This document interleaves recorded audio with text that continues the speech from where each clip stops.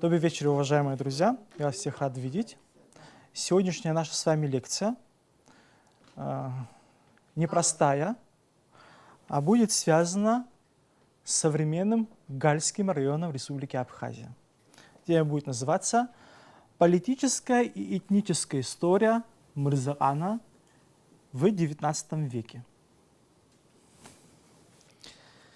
В 80-е годы XVII века в результате длительной борьбы между мигрельскими и абхазскими княжествами граница между этими государствами была установлена по реке Ингор. И там начинает править боковая ветвь династии Чачба-Ширвашидзе. Сорех Чачба. Но в скором времени у него возникает конфликт с его дядей, с Зигнаром Чачба-Ширвашидзе.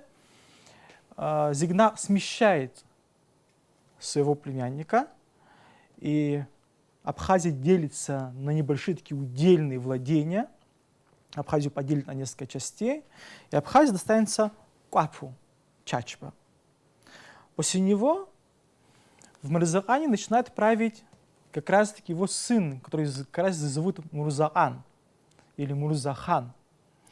Именно от его имени пошло название этого региона как Мырзаан или в русских источниках Самурзаан. После него по очереди правят Хутуня, Ливан и Манучар. Надо сказать, что центр Мырзаана находился в селе Бедья, там, где находится знаменитый Бедийский храм, который был построен абхазским царем Багратом II. Но дело в том, что эта территория всегда была очень спорной между Мигрелией и Абхазией. В 1805 году Манучар и Ливан Чачба с помощью Ливана Дадьяни фактически сделали так, что на 5 лет раньше Мырзаан стал частью Российской империи. А что же в это время происходило в Абхазии? В это время в Абхазии правил Килишбей Чачба. Он правил с 1780 года по 1808 года. В определенный период времени ему действительно удалось погасить такие сепаратистские настроения, будем так говорить, да, на территории Сармингальского района. Но в 1805 году ему не удалось помешать боковой ветви династии Чачба-Ширвашидзе, то есть помешать своим родственникам. И с помощью мигрельского священника было написано следующее письмо к российскому императору. Я буквально процитирую.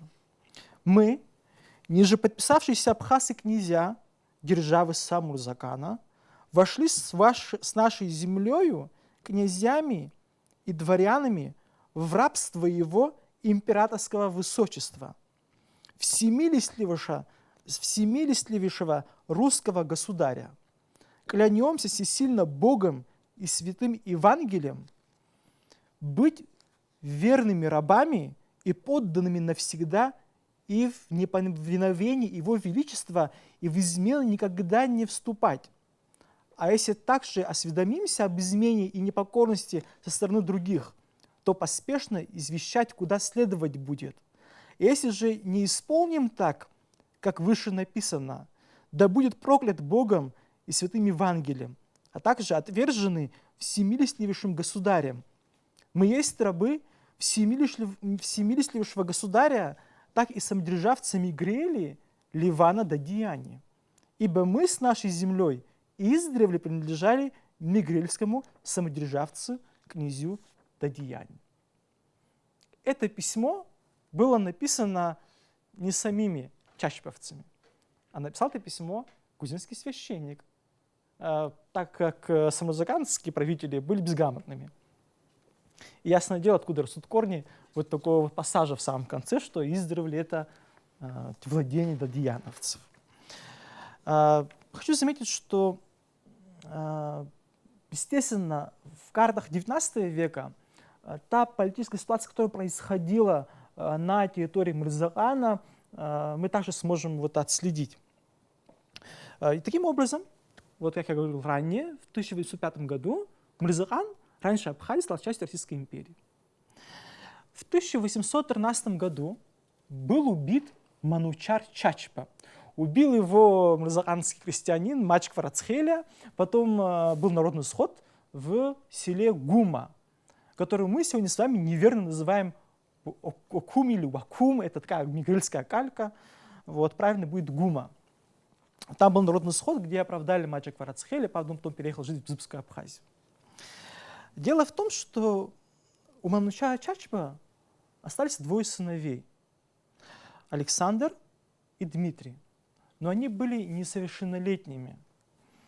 И естественно, что мигрельский правитель Дадьяни решил этим воспользоваться. Дело в том, что этот Дмитрий и Александр были родными племянниками Ливана Дадьяни, так как Манучар Чачпа, правитель Мырзахана, был женат на сестре Ливана Дадьяни. Но пройдет время, и так сложилось, что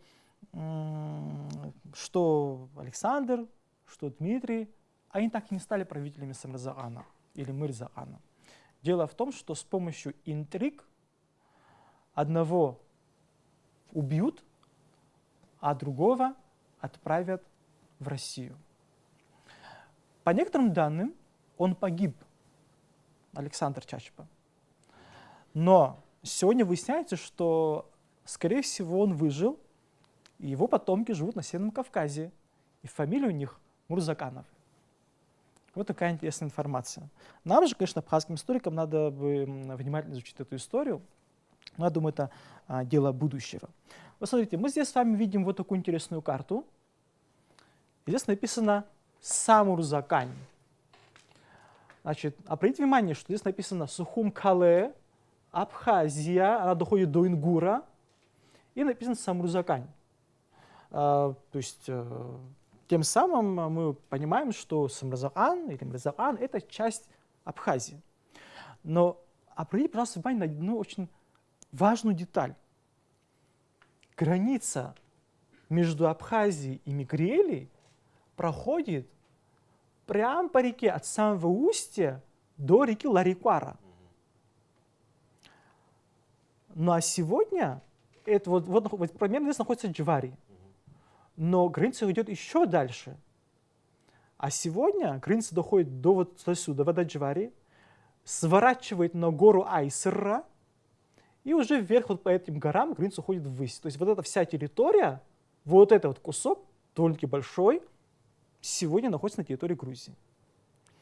Думаю, что, может быть, когда-нибудь в будущем, если мы будем заниматься демаркацией между двумя государствами, между Грузией и Абхазией, по поводу этой темы нам надо бы подумать. Конечно же, сложившееся положение, когда Ливан Дадьяни фактически завладел Мырзаханом, никак не устраивало абхазов, которые там жили. И поэтому надо сказать, что в 1827 году там происходили определенные беспорядки. И поэтому грузинский исследователь Сад записал: Паскевич отправил отряд для приведения самурзаканских князей к повиновению мигрельскому Дадьяни. Барон Розен, управляющий Эмиретией, Вакульскому писал: со стороны нашего правительства должны быть главной целью, чтобы в Мигрелии и подвластных ею владетелю местах, к числу коих относительно принадлежит и Самурзакан, сохранилось спокойствие, тишина и полное повиновение всех жителей владетелю. В 1829 году, как я уже говорил ранее, Александр был выслан, Дмитрий был убит людьми Ливана Дадьяни, потому что он понимал, что если они уже стали совершеннолетними, они вступят в права, и Самырзахан он потеряет. И, к сожалению, вот такая участь постигла сыновей Манучара Чачпа. Хотя хочу сказать, что Селезнев, например, писал следующее. Главнокомандующий генерал Розен в 1832 году, присоединив Самурзахан уже официально к Мигрелии на том основании, что владетель Мигрелии, князь Ливан Дадьян, донес, что в древние времена Самурзаха, несомненно, принадлежала его предкам. Но неблагоприятные обстоятельства дали ей возможность отторгнуться и присоединиться к соседке Абхазии. О том, что Мырзахан стал частью Мигрелии, мы с вами видим на вот этой вот очень интересной карте. Вот Мигрелия, вот река Ингур и вот река Алзга. Мы с вами видим, что граница между Мигрелией и Абхазией уже проходит по реке Алзга. Но надо сказать, что мырзаханцы никак не хотели мириться со своим таким положением, что их фактически отдали дадьяновцам, и по этому поводу Исад записал. Сами самурзаханцы были недовольны устранением природных их владетелей, и потому в стране происходили частные беспорядки с целью избавиться от дадьяни.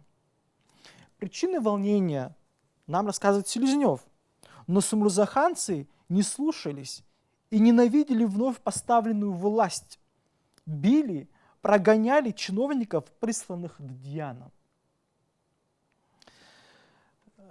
Ситуация дошла до такого критической точки, что был такой генерал Ахлыстышев, видимо, дадьяновцы сами же не могли справиться с абхазами, которые там жили, и он вторгся в Самурзаган, построил там вот несколько укреплений и фактически вот привели в повиновение мигрельскому князю Дадьяне. В это время в Абхазии правит Хамытбей Чачпа, более известный как Михаил Чачпа, известный правитель Абхазского княжества. Он был очень недоволен всей этой сложившейся ситуацией, и он проявлял претензии на Самурзаган. И он даже писал письмо российским чиновникам, генералам по поводу своего недовольства.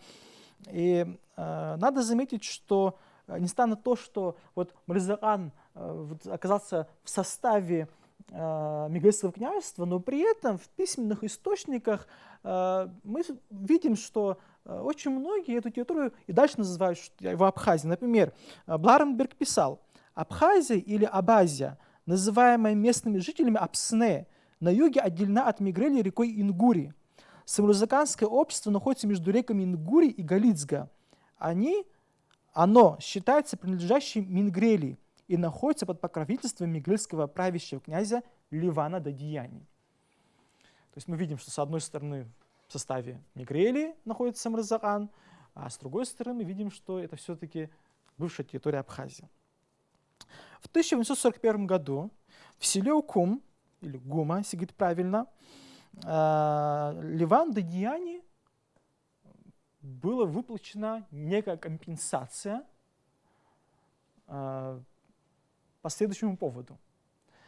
Дело в том, что русские увидели, что бесконечный конфликт не прекращается, на Мырзаган претендуют дадьяновцы, на Мырзаган претендуют Абхазское княжество. Сами жители Самурзагана постоянно поднимают бунты, они не хотят жить под властью Дадьяны, и тогда русские решают взять эту территорию под свой, так сказать, личный контроль.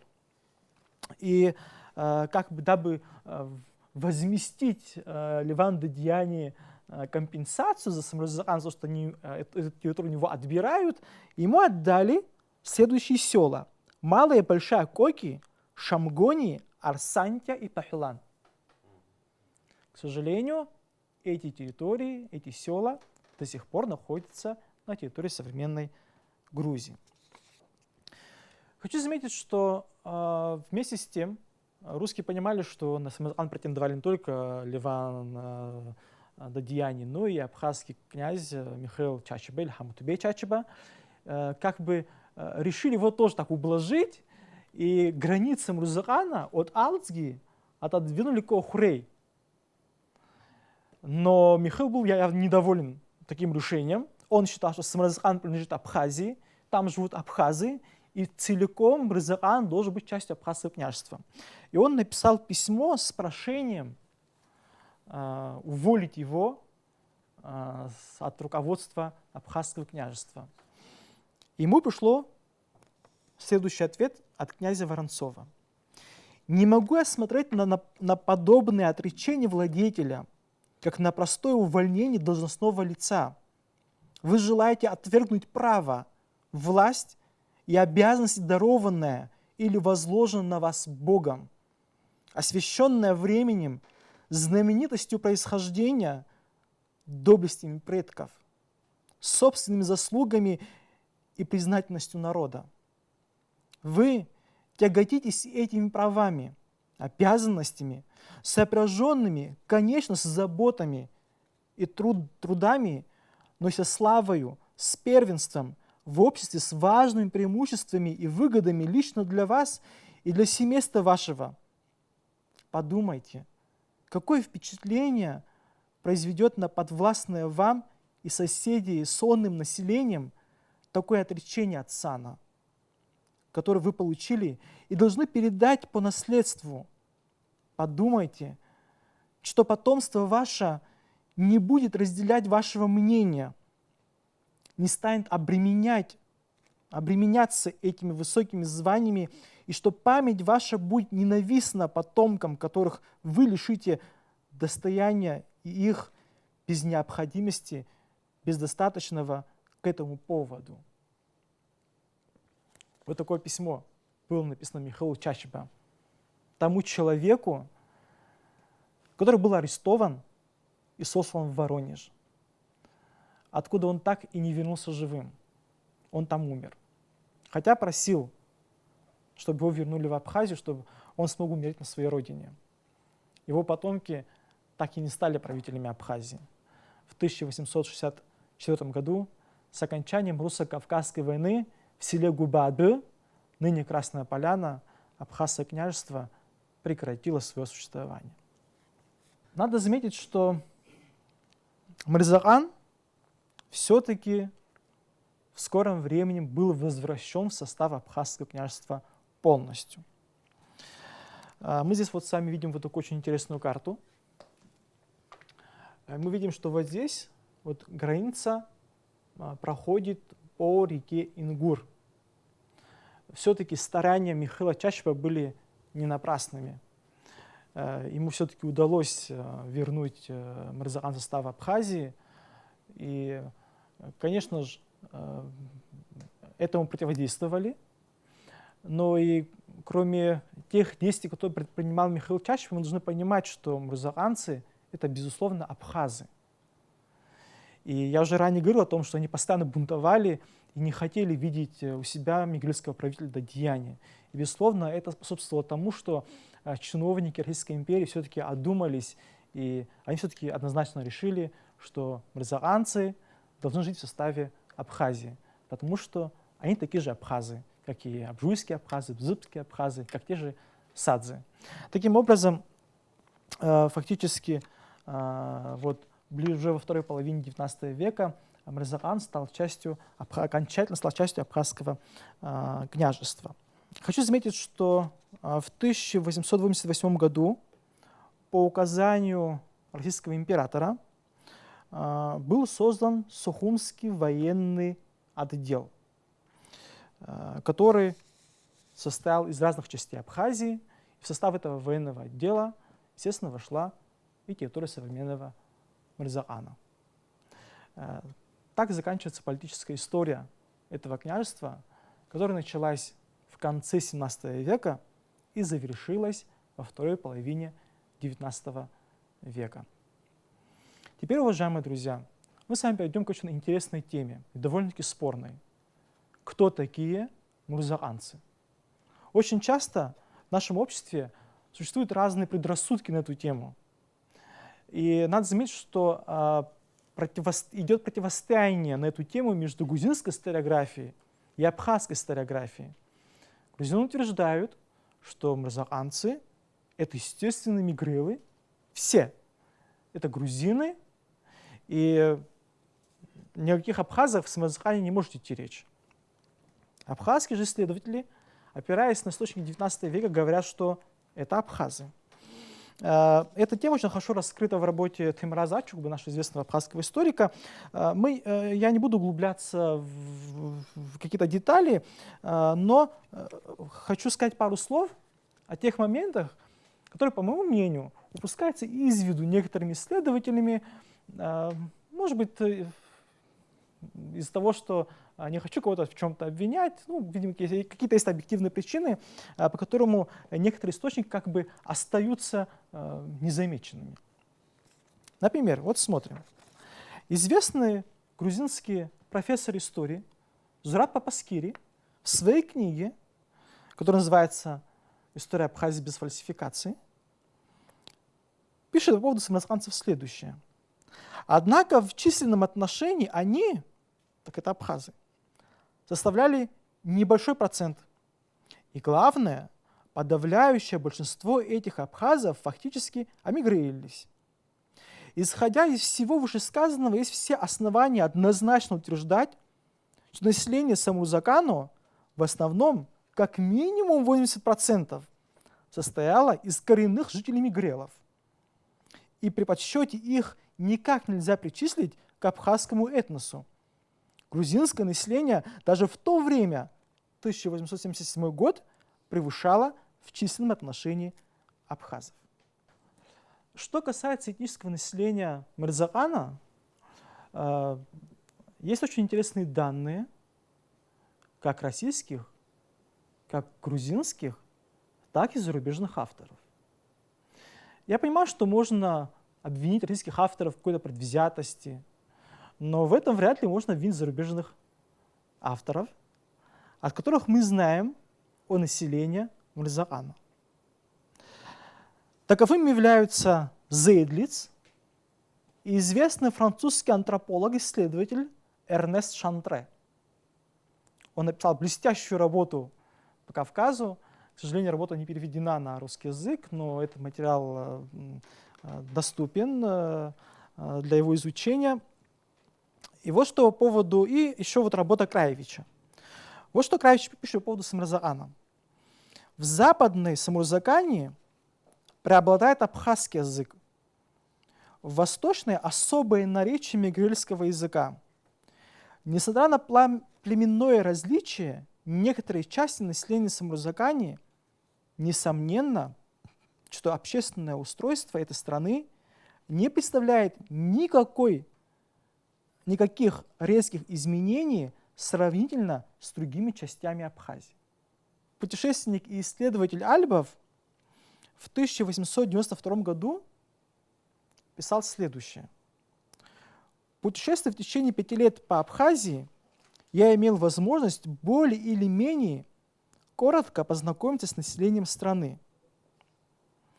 Он очень путешествовал много по Абхазии и пишет: население этого участка, имеет он в виду мурзаканцев, племенем абхазского происхождения, со значительной примесью мигрельского элемента. Центром его управления служит местечко Окум, находящееся в самой середине Самурзакана. Альбова невозможно уличить в какой-то предвзятости. Это был простой русский ботаник, географ. Он исследовал Кавказ, он исследовал Аргентину, огненную землю. И не думаю, что у него были какие-то мысли исказить информацию по поводу населения Абхазии. Кстати, он вот путешествуя по всей Абхазии, он говорит, что везде, по всей территории Абхазии живут только одни абхазы фактически. И только в Самурзакане или Мырзакане вот есть смешанное население. Также есть работа Зейдлица.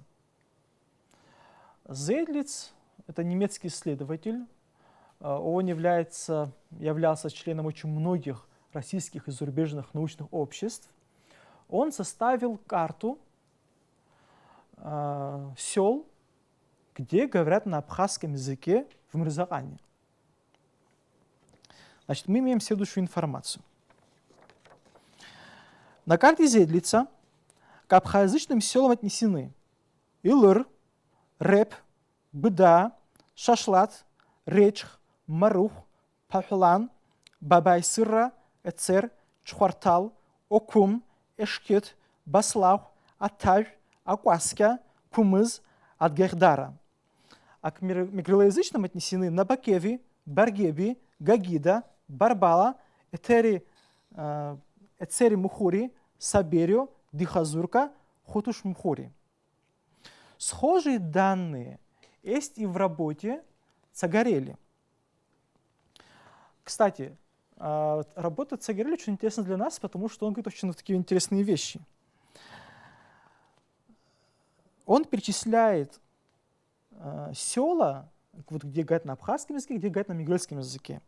И он говорит, что в таких селах, как Пуруши, Эцери, Джвари, Пахулани, говорят на абхазском языке. Эти села сегодня находятся на территории Грузии, вот там, где находится Джварское водохранилище. Но это не совсем близко к границе Абхазии. Вот где Джвари, еще выше находится вот село, названное значит, как Пуруш. Вот эта вся территория, на этой территории говорили еще и на абхазском языке. Это было во второй половине XIX века. А сегодня, как известно, ни один человек там не знает абхазского языка. Вот что значит, вот ассимиляционные процессы не происходили довольно-таки очень и очень быстро. То есть вот если мы проследим вот по карте Зейдлица информацию Краевича, информацию значит, грузинского исследователя, филолога Цагарели, то мы увидим, что вот на мигрельском языке в основном говорили фактически вот по правую сторону реки Ингур. Вот вниз вот идут вот эти села, вот это Хацха современный, который ранее назывался Чебурхинч, потом вот на юг, в сторону, вот, которую сегодня называют нижней зоной, вот нижняя зона и вот до реки Авердзы, которые вот иногда называют Эрисцали. А во всей основной части Абхазии, как на карте Зейдлица, так и вот здесь по перечисленным селам, мы видим, что центральный Мырзаан, западный Мырзаан, северный Мырзаан везде говорили на абхазском языке. Поэтому очень странным выглядит утверждение профессора истории Паскира о том, что будто бы 80% проживавших в Мырзаане говорили на грузинском, на мигрельском языках, и что они были грузинами или там были мигрелами. Как раз таки, мне кажется, что все было наоборот. Ну и для подтверждения своих слов укажу на следующее. Тот же, кстати, филолог грузинский Цагарели также вот указывает следующие села абхазские: Охури, Абдиждара, Кумыз, Атавь, Абжана, Чхеви, Сагургулю, Сачина, Река, Сахухубя, Беди, Шкыч, Хуртол, Реч, Хукум, Цар, Чарени, Гали, Мухури, Шашла, Трепи, Гуда, Творчал, Козан, Урта, Паквеши, Цери. Говорит, что там жили абхазы, говорили на абхазском языке.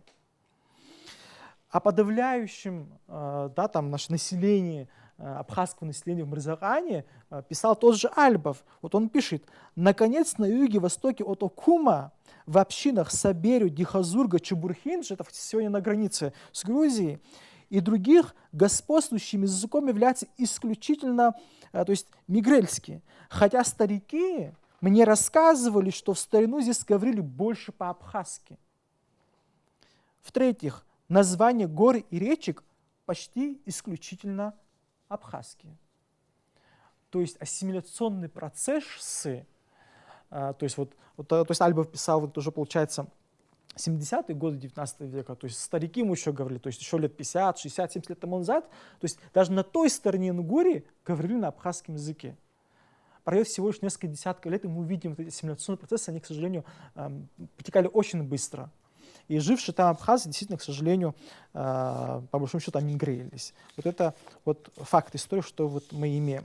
По поводу того, что там названия гор там, абхазские, это действительно так. Правильно говорит Альбов, когда говорит, что действительно топоним, особенно горы, речки, действительно абхазское происхождение. Например, Айсыра, Апсарахо, Апширра, Акиба, Баолстоу, Эцгашира, Хаджал, Арымя, Хыда, Мугаширхуа. Это крупнейшие села на территории Мырзаана или Мырзаан. Кстати, все эти горы как раз располагаются прямо сегодня на границе с Грузией. И это о чем-то говорит. Ну и, конечно же, надо заметить, что по поводу населения Мырзаана у нас есть очень важные данные. Это перепись населения.